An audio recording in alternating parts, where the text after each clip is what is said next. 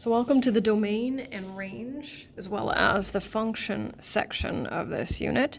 So we'll take a look at the domain and range. It'll take me a little bit of time to get through there because we have to look at ordered pairs, arrow diagrams, table of values, graphs, etc., etc. So when we want the domain and range, the domain is the set of all of the x values. So all of our x coordinates in whatever we're dealing with, and the range is all asking for all of the y coordinates. So when we do the domain and range, we do capital D for domain, okay? And then we need solution set brackets, which will be coming up also in the next unit because we'll be getting back to solving. So there's one x coordinate, 2, and then 3. They don't need to be in any order. And if an element appears more than once, we only write it once. So all of the x values for those 3 ordered pairs, of course, are -1, -2, whoops, that's supposed to be an R, and -3. So when we do the range, we do R, right, and 3, 4, and 5. So it's a fairly simple process when you're dealing with ordered pairs. So we'll just move on down to the next one. Domain 7, 8, 9. And range, and you can see that there's only one y value. We only write it once. So moving on to the arrow diagram. So of course, it's written there. All of our x values are in the left oval. So, like I said, order doesn't matter. -6, -3, 0, 4, and 8. But I usually put them in numerical order. 1, 2, 5. There we go.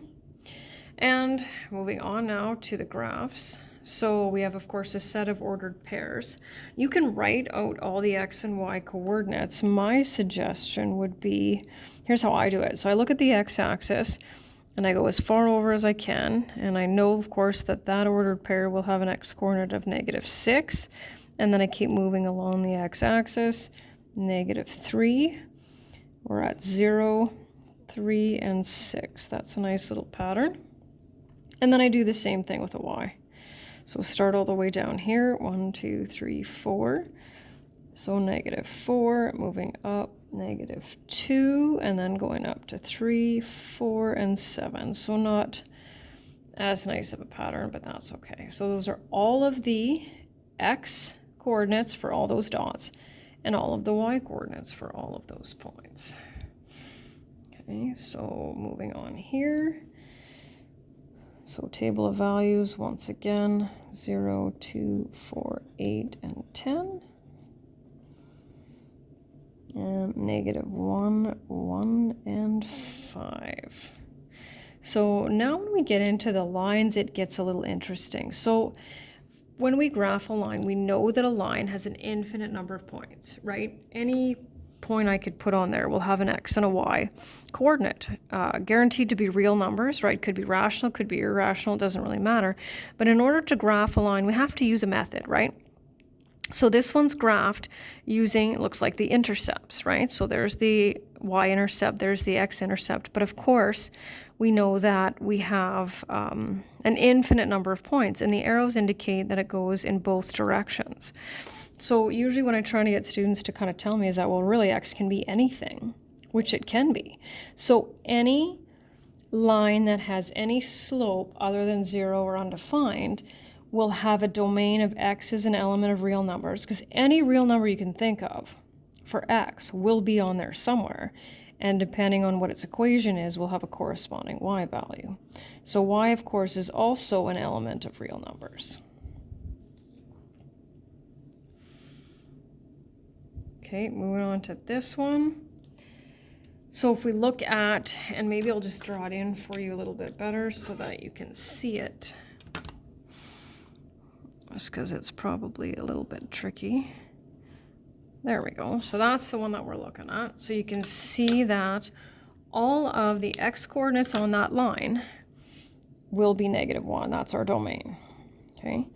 But y coordinates, because it goes, right, infinitely higher and lower, will be any real number. So here's where it gets a little bit more interesting. Now, I'm hoping I'm not worried that you can't see that line, but I want you to make sure that you can see that there's just dots there. So if there are no arrows, it indicates that it's a line segment. It's part of a line, right? Just a section of a line. So for these ones, we have what's called a minimum and a maximum value, and then our X and our Y can be anywhere in between there, right? So for these ones, I look on the X-axis, right? And I say, okay, so I'm starting with -1. That's where, right? That's what this one's going to be. And obviously it can be greater than -1, but I've got a max of 5. So we have our smallest number there, right? We know that X can be greater than or equal to it. Then we have our largest number there, and we also have to make sure that X equals less than that. So this is an inequality that's read, right? Kind of like two different ways. So X has to be greater than or equal to 1, but less than or equal to 5. So it just means we have a minimum and a maximum. Same thing on the y-axis. So my smallest value is the 1, and my largest is the 7. And so you can do it different ways. You can put the 5 there and the -1, but then you have to flip-flop your signs, so be careful with that. And then we just have 2 more for this section. So up here with the circle. So all of the points I'm going to do with the domain first, right? All of them will have to fall in between here, because there's obviously no points that are this direction and no points that are this direction. So we still have that range of -2 and 2. And then that's the same with this one as well.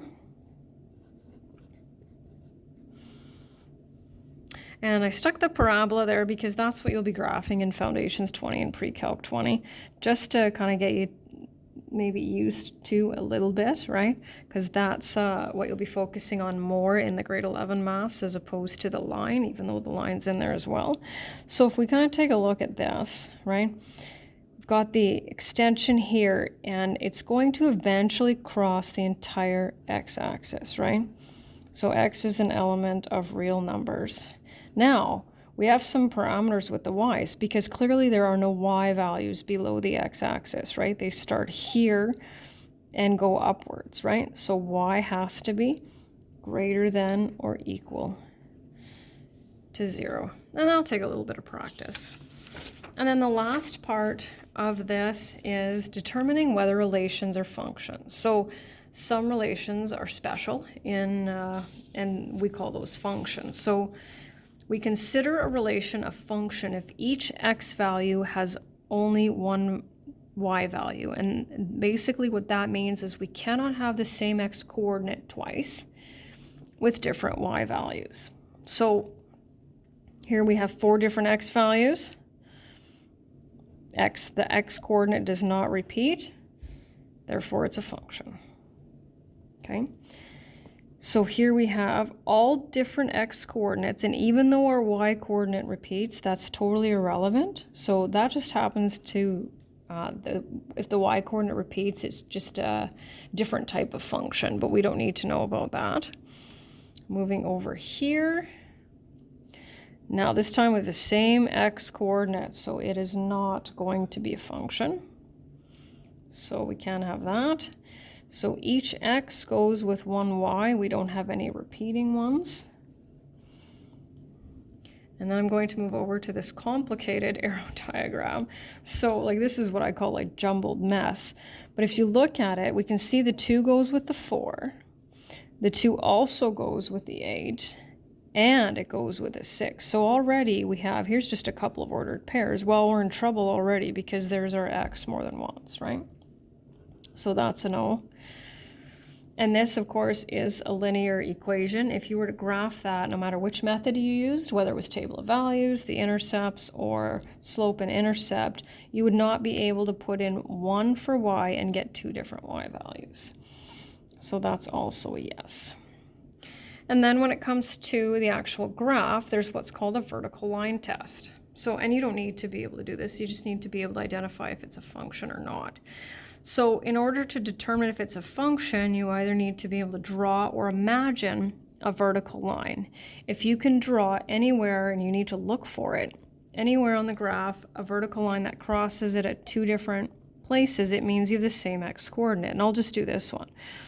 So here's, right, it hits this one twice because clearly our x coordinate is going to be 2 there, and it's also going to be 2 there. So hitting it more than once, right, crossing it more than once means you have that repeated x value, which means it's clearly not a function. And then sliding over here, so you can see, so here it only crosses once, here it crosses once, but we need to look for a place where it will cross more than once. So this is the origin, right, 0, 0, and I can't tell exactly what that is. I'm going to guess it's a 5. 0, 5, that's a repeated x coordinate. It's a no. And this one, right, no matter where I put that vertical line, it will only cross that line once. So it's a yes. And just bringing back my favorite parabola, right? Anywhere you put a vertical line, it will only cross it once. So it is also a yes. And that's it.